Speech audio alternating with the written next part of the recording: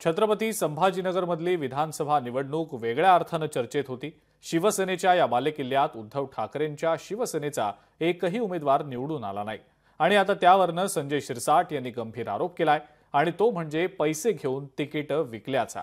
आता या आरोपांमुळे एका नव्या राजकारणाला सुरुवात झालेली आहे। पाहूयात त्याच संदर्भातला हा स्पेशल रिपोर्ट।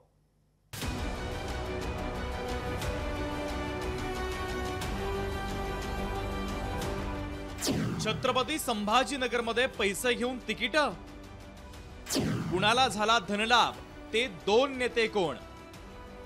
आरोप प्रत्यारोपांनी नवा राजकीय धुरळा। छत्रपती संभाजीनगरची विधानसभा निवडणूक यावेळी जास्त चर्चेत आली।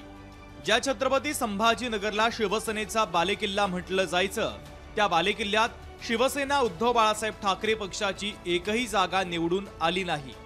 यामागील मोठं कारण म्हणजे काही दिवसांपूर्वी बाहेरून आणलेल्या उमेदवारांना ही संधी देण्यात आली।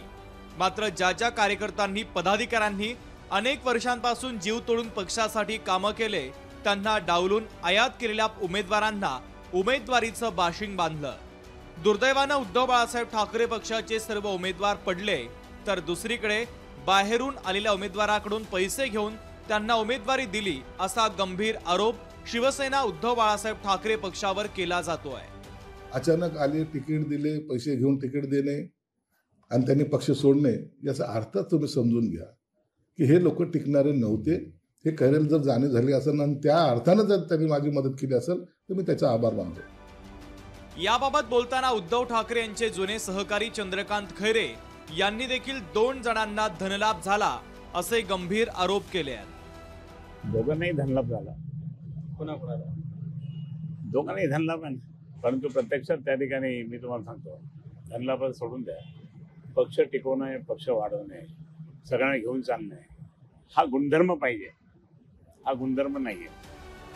निवडणुकीच्या दरम्यान ज्यांना विश्वासानं पक्षात घेतलं, त्यांनी स्वार्थासाठी साथ सोडून दिली, असा गंभीर आरोप नेत्यांनी केलाय।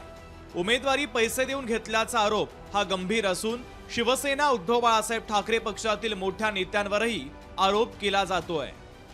विधानसभा निवडणुकीत पैसे घेऊन उमेदवारी दिल्याचा गंभीर आरोप या ठिकाणी शिवसेनेचे नेते संजय शिरसाट यांनी केलेला आहे। विरोधी पक्षनेते अंबादास दानवे यांना धनलाभ झाला असं देखील संजय शिरसाट बोलले। मात्र या ठिकाणी शिवसेना उद्धव बाळासाहेब ठाकरे पक्षाचे ज्येष्ठ नेते चंद्रकांत खैरे हे देखील म्हणाले की 2 जणांना धनलाभ झालेला आहे।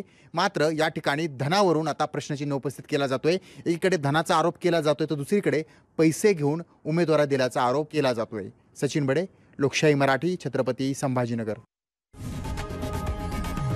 लोकशाही मराठी, ऐका, पहा, जागरूक रहा।